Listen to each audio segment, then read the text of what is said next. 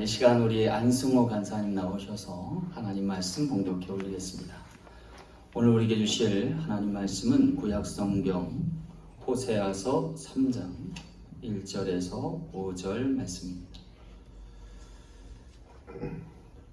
여호와께서 내게 이르시되 이스라엘 자손이 다른 신을 섬기고 건포도 과자를 즐길지라도 여호와가 그들을 사랑하나니 너는 또 가서 타인의 사랑을 받아 음녀가 된 그 여자를 사랑하라 하시기로 내가 은 15개와 보리 한 호멜 반으로 나를 위하여 그를 사고 그에게 이르기를 너는 많은 날 동안 나와 함께 지내고 음행하지 말며 다른 남자를 따르지 말라. 나도 내게 그리하리라 하였노라. 이스라엘 자손들이 많은 날 동안 왕도 없고 지도자도 없고 제사도 없고 주상도 없고 에봇도 없고 드리빔도 없이 지내다가 그 이후에 이스라엘 자손이 돌아와서 그들의 하나님 여호와와 그들의 왕 다윗을 찾고 마지막 날에는 여호와를 경외함으로 여호와의 그의 은총으로 나아가리라. 아멘. 잠시 기도하고 말씀 전하겠습니다. 좋으신 주님, 오늘도 말씀하여 주옵소서. 종들이 듣겠나이다. 청종할 때 역사하옵소서. 아멘으로 뜻을 이루게 하여 주시고 삶마다 결실케 도와주시되 하나님 영광 거두어 주옵소서. 감사드리며 거룩하신 예수님 이름으로 간절히 기도하옵나이다. 아멘. 할렐루야. 지금으로부터 25년 전 4월 어느 날 미국 LA 경매 시장에서 소도비 경매가 이루어졌다고 합니다. 경매 품목은 천여점에 달하는 물품이었는데요. 모두가 고 케네디 전 대통령의 영부인이었던 제클린의 유품들이었다고 합니다. 이에 수집가들은 열광했고요. 그 열기를 증명하듯 무려 4일간에 걸쳐서 3,450만 달러라는 대기록을 세우게 됐습니다. 그런데 이때 가장 주목받는 물품이 하나 있었는데 그것은 제클린 영부인이 착용했던 크리스찬 디올의 목걸이였다고 합니다. 놀라운 것은요, 이 낙찰가가 무려 21만 1,500달러였다고 그래요. 지금부터 25년 전에. 근데 놀라운 건요, 더 놀라운 것은 이 실구매가가 45달러짜리였대요. 따라서 당시 언론에는요, 이 모조품을 거액을 주고 낙찰받은 린다라는 여성에게 맹폭을 가했답니다. 겨우 45달러짜리 모조 목걸이를 무려 21만 하고도 1,500달러에 구매했기 때문입니다. 하지만 그녀는 이 여론에도 아랑곳하지 않고 이 목걸이를 자랑스럽게 담아서 미 전역을 돌면서 전시했다고 해요. 그리고는 나중에 이 목걸이를 아예 영부인 어느 한 박물관에 기증해버린 거예요. 그것을 언론이 가만둘 리 없죠. 그래서 그녀를 두고 어느 돈 많은 여인의 사치의 극치다라고 표현하기 이르렀다고 합니다. 그야말로 매장 수준의 폄하를 한 것입니다. 그런데 그로부터 몇 주 뒤에 린다라는 여성은요, 영부인 제클린의 진주 목걸이라고 하는 신제품의 제목을 달고 새롭게 등장했습니다. 그것은 그가 박물관에 영구히 기증한 제클린의 진주 목걸이와 똑같은 복사판 목걸이였던 것입니다. 이미 유명세를 탄 터라 이 진주 목걸이는 날개에 그친 듯이 팔렸는데 무려 13만 개나 팔려나갔다. 그로 인해서 그녀가 벌어들인 돈은 3천만 달러에 이른다고 합니다. 45달러 모조품에 21만 불을 투자한 결과로 드러난 수치였던 것입니다. 여러분 놀랍지 않습니까? 과연 진정한 가치는 어디서 나오는 걸까요? 무엇이 진짜이고 무엇이 진실일까요? 어쩌면 정작 중요한 것은 그것이 무엇이냐라는 문제보다 그것이 네 것이냐라는 문제가 아닐까 싶습니다. 어쩌면 우리의 인생도 지나치게 자신이 누구인가에 초점 맞춰서 열심을 내지만 그것이 오늘 현대인들의 비극이 될 수도 있음을 상기할 것입니다. 오늘 우리에게 진정 중요한 물음은 과연 우리가 누구에게 속하였나 하는 것일지 몰라서입니다. 그리고 누구와 짝하며 사는가일 것일 수도 있습니다. 만약 그렇지 않으면 정작 우리는 존재의 이유도 목적도 모른 채 그저 세상에 이끌려 버려질 존재가 될지 몰라서입니다. 오늘 본문 말씀에서 우리는 그저 자유로운 영혼 되고자 가출을 입쌌던 한 여인을 소개받게 됩니다. 하지만 안타깝게도 그녀의 의도와는 달리 자유로운 일탈은 방종이 되었고 평범한 일상은 파탄이 나고 말았습니다. 과연 누가 그녀의 혼돈과 공허와 흑암 속에 들어가 그녀를 구하고 구속하여 구원하여 낼까요? 그런데 오늘 말씀에 보니 완전히 망가져버린 그녀의 삶에 거액을 주고 그의 몸값을 대속하여 준 사람이 나타납니다. 바로 그녀의 전 남편 호세아 선지자였습니다. 그로 인해 그녀의 영혼은 다시금 가치를 되찾게 되었고 하나님의 은총 안으로 들어가게 되었습니다. 오늘 우리가 본문 말씀을 통해 기억할 것이 있다면 세상과 짝하지 말고 하나님과 짝하여야 한다는 것입니다. 바로 우리 주님과 함께 하나님의 나라를 바라보며 살아가야 한다는 것입니다. 그것을 통해서 우리는 우리의 영혼이 누구에게 속하였는지를 깨닫고 우리의 인생이 과연 누구와 짝하며 살지를 가늠해야 할 것입니다. 사랑하는 성도 여러분, 오늘 우리가 주님과 짝하여 살면 어떠한 변화가 있을까요? 오늘 말씀을 통해서 몇 가지 은혜 나누기 원합니다. 첫째는요, 우리로 누구든지 사랑하게 하십니다. 1절 말씀 함께 보겠습니다. 여호와께서 내게 이르시되 이스라엘 자손이 다른 신을 섬기고 건포도 떡을 즐길지라도 여호와가 저희를 사랑하나니 그러십니다. 여기 다른 신을 섬기고 건포도 떡을 즐기는 이스라엘을 호세아 선지자는 음부된 여인으로 비유하고 있습니다. 이는 어쩌면 여호와께서 사랑하기에는 부적절하고 부적합한 대상이 아닐까 싶습니다. 하지만 하나님은 이 고멜을 사랑했던 호세아를 통해서 이것이 현실 가능한 일임을 나타내주고 있습니다. 그런데 왜 하나님은 이러한 사랑을 강행하려 하시는 걸까요? 어쩌면 그것은 모든 사랑에는 이유 없음을 들어 알게 하시는지 모를 일입니다. 아니 어쩌면 하나님께서는 모두를 사랑하는 하나님이심을 그 누구든 사랑할 수 있는 분이심을 나타내고자 하심이 아닐까 싶습니다. 오늘 본문 말씀을 대하면서 제가 깨닫는 것 하나 있었어요. 목회자에게 있어서 부적절하고 부적합한 성도나 양은 존재하지 않는다는 사실입니다. 그럴 때 오늘 우리는 본질적으로 하나님의 사랑에 근접할 것이고 그 사랑을 배우며 익혀서 오늘 우리의 삶에 풍성한 결실 있게 하지 않을까 싶습니다. 하나님의 사랑은 도저히 사랑할 수 없는 사람도 사랑하시고 이해할 수 없는 대상도 이해하시며 용납할 수 없는 이도 용납하시는 사랑이 아닐까 싶습니다. 이해관계가 맞지 않아도 도저히 용납할 수 없는 가운데서도 사랑할 수 있는 인격되게 하기 위해서 오늘 우리 그 사랑을 가르쳐 주시는지 모르겠습니다. 사랑할 수 있는 사람만 사랑하는 우리의 얄팍한 사랑과는 달리 하나님의 사랑은 차원 높은 사랑입니다. 세상은 포기하고 버릴지라도 하나님은 버리지 않고 우리를 사랑하시되 그의 온전함 같이 하신 줄 믿으시길 바랍니다. 마태복음 5장 46절에 이르심같이 너희가 너희를 사랑하는 자를 사랑하면 무슨 상이 있으리요 세리도 이같이 아니하느냐. 또 너희가 너희 형제에게만 무난하면 남보다 더한 것이 무엇이냐. 이방인들도 이같이 아니하느냐.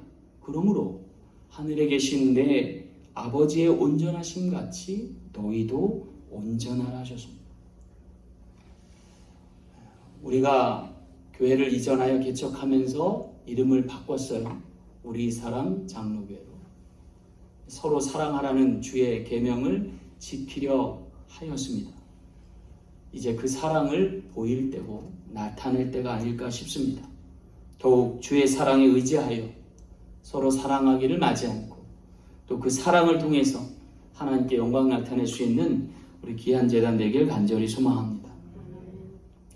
둘째로 하나님은 우리로 얼마든지 사랑하게 하십니다. 오늘 2절 말씀 함께 보겠습니다. 내가 은 15개와 보리 한 호멜 반으로 나를 위하여 저를 사고 그랬습니다. 여기 언급되고 있는 은 15개와 보리 한 호멜은 노예로 전락한 고멜을 구하기 위해 치른 값에 해당됩니다. 은 15과 보리 한 호멜의 값이 얼마나 될까요? 아마도 우리는 쉽게 가늠할 수 있을 거예요. 적어도 은 20이나 은 30에 해당하는 값이겠다라고 하는 것입니다.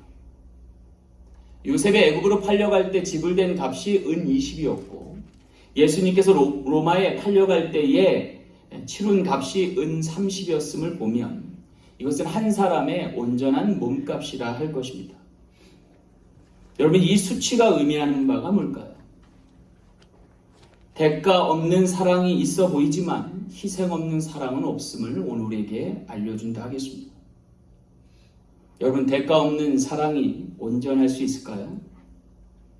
희생 없는 사랑을 가치 있다 말할 수 있을까요? 오늘날 많은 사람들이 대가를 지불하지 않고 희생과 책임을 전가하며 사랑을 하려 합니다. 그러다 보니 결국 헤어지게 되고 상처받게 되고 그로 인해 적지 않은 물질적, 심적 타격을 받게 됩니다. 그래서일까요? 요새 젊은 친구들은요, 이미 그럴 줄 알고 아예 사랑도 포기하고 결혼도 미루는 경향이 있습니다.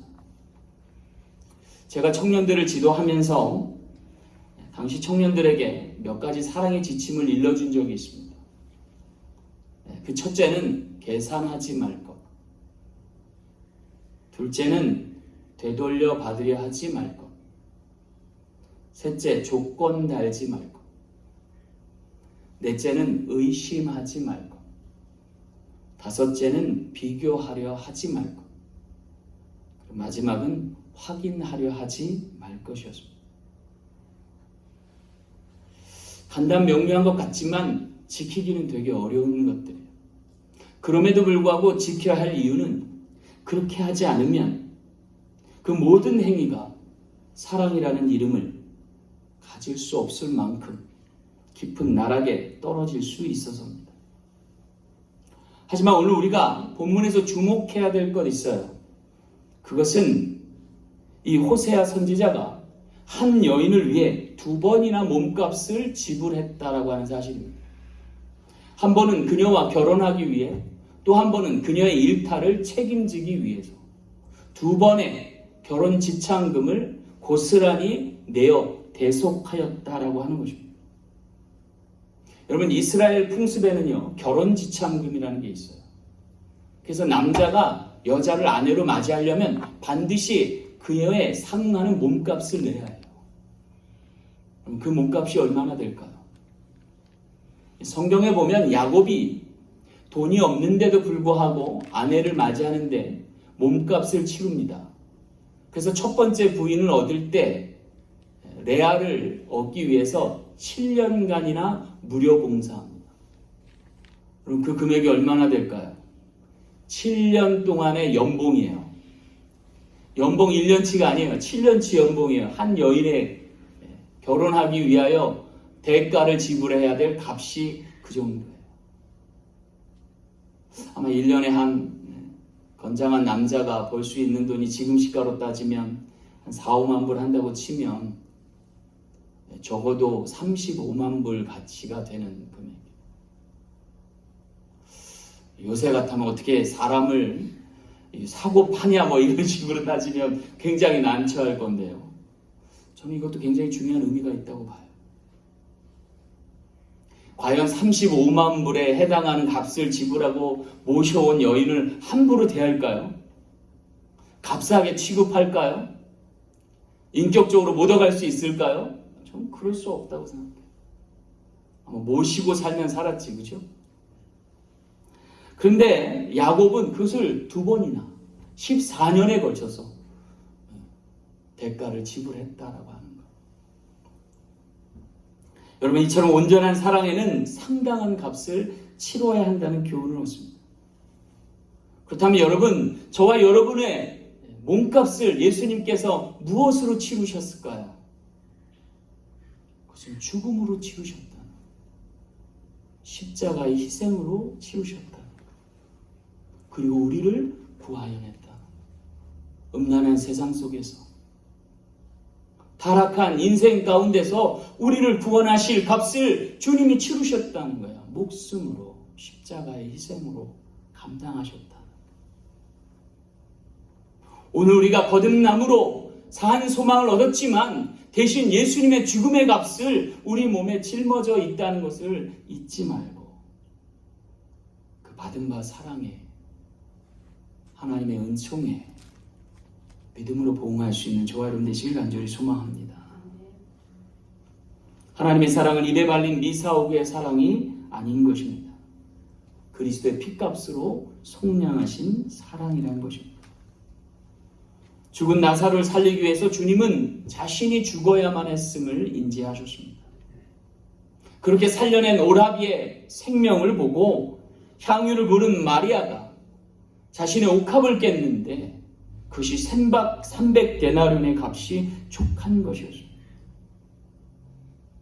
이 모든 사건은 우리가 아직 죄인 되었을 때에 그리스도께서 우리를 위하여 죽으심으로 하나님께서 우리에 대한 자기의 사랑을 확증하는 놀라운 사건으로 이루어졌던 것입니다.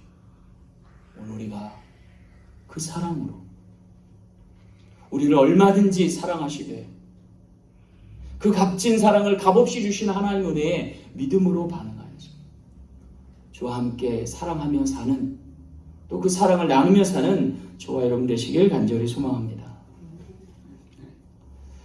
마지막 세 번째, 하나님은 우리를 어떻게든 사랑하게 하십니다. 5절 말씀 함께 보겠습니다. 그 후에 이스라엘 자손이 돌아와서 그들의 하나님 여호와와 그들의 왕 다윗을 찾고 마지막 날엔 여호와를 경외함으로 여호와 그의 은총으로 나아가리라 그랬습니다. 여기 5절 말씀에는요, 두 가지 시점이 언급되고 있어요. 하나는 그 후에라는 시점과 또 하나는 마지막 날에라고 하는 언급입니다. 그 후에, 그 마지막 날에 무엇이 어떻게 된다는 거예요? 오늘 성경 말씀에는요, 아무것도 남은 것이 없을 때임을 알려줍니다. 오늘 4절 말씀 다시 보면요, 이스라엘 자손들이 많은 날 동안 왕도 없고 지도자도 없고 제사도 없고 주상도 없고 에봇도 없고 드라빔도 없이 지내다가 라고 소개되어 있습니다. 여러분, 여기 계속해서 없고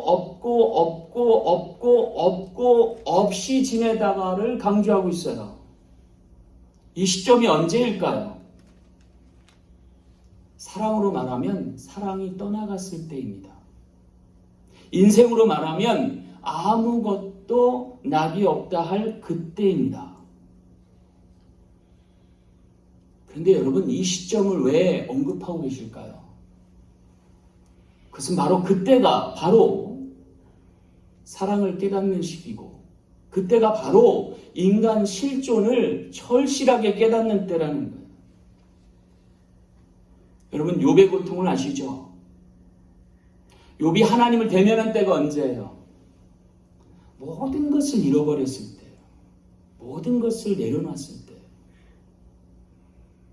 바로 그때 하나님이 그를 만나주시고 그를 회복시켜 주셨다는 거예요. 회복시키실 뿐만 아니라 원상으로 복구하시고 배가의 축복으로 함께 하셨다는 거예요. 하나님은 그런 분이에요. 따라서 우리가 믿고 따를 수 있는 분이고 함께 짝하며 살아갈 분이라는 사실이에요. 오늘 3절 말씀에 하나님이 뭐라고 선지자에게 알려줘요?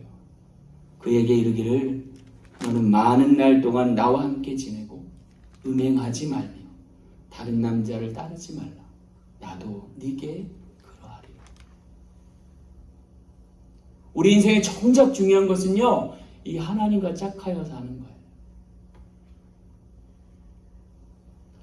오늘 부부간에 모든 문제 해결의 열쇠의 팁을 하나 주십니다. 그건 뭐냐면 함께 살며 풀어가는 거예요. 오래 지내며 살갑게 사는 거예요. 여기 많은 날이라고 하는 언급을 보면 지속적인 시간, 계속되는 시간을 의미합니다.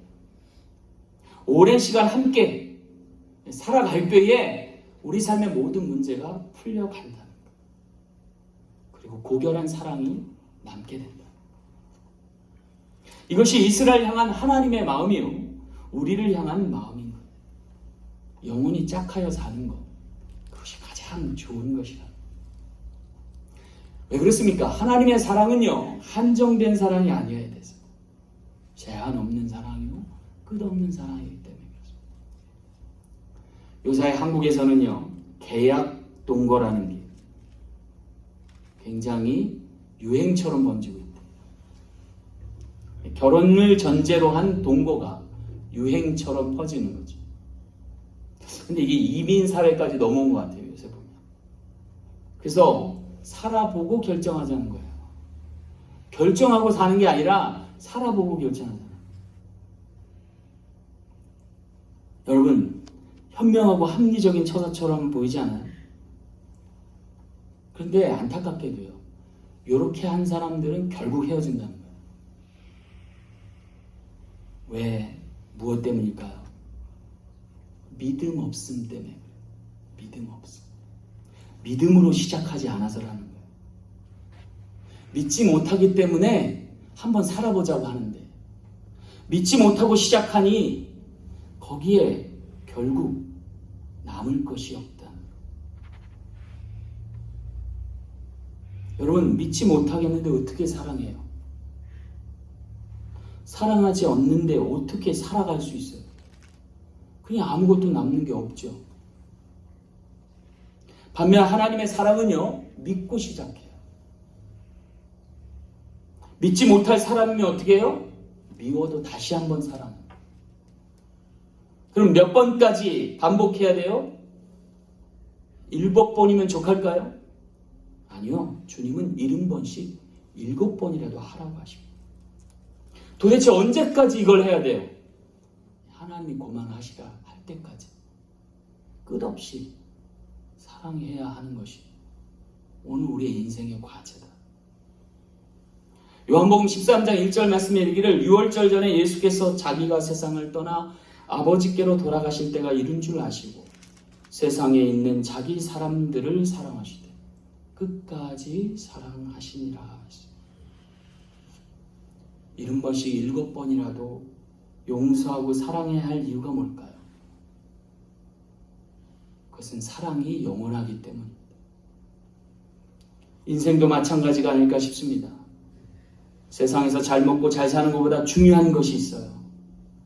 그것은 바르고 가치 있게 사는 것입니다. 이윤즉슨 오늘 우리가 영원히 살 존재이기 때문입니다. 바르지 않고 가치가 없으면 영원에도 소용이 없기 때문입니다. 따라서 이 땅에서만 살려 하지 말고 저 천국을 소망하면서 그렇게 영원히 사랑할 수 있는 저와 여러분 되시길 간절히 소망합니다. 말씀을 맺겠습니다. 사랑하면 사랑할수록 깊어지고 깨달으면 깨달을수록 단순해지는 것이 있습니다. 그것은 오늘도 사랑하는 것입니다. 사랑하기에 삶이 시작되었듯이 살아가면서 깨닫는 것이 있다면 그 또한 사랑일 것입니다. 그리고 마침내 우리는 사랑의 근원 대신 우리를 누구보다 사랑하시는 하나님을 만나 배우게 될 것입니다. 오늘 본문 말씀을 통해서 그 사랑에 대해 배우고 익힐 수 있게 된 것에 감사합니다. 미워도 다시 한번 사랑할 수 있는 저와 여러분 되시길 간절히 소망합니다. 그럴 때 사랑의 근원 대신 하나님께로 가까이 나가게 될 것이고 그렇게 하나님과 짝하여 살게 될 것입니다. 인생에서 가장 소중한 것이 있다면 하나님과 짝하여 살며 그를 경외하며 그게 찬미하며 감사하는 인생일 것입니다. 나이 먹고 철이 들어가는 것처럼 사랑을 먹고 삶을 영위하며 주님과 영원히 짝할 수 있는 우리 모두 되길 간절히 소망합니다. 기도하겠습니다. 참 좋으신 아버지,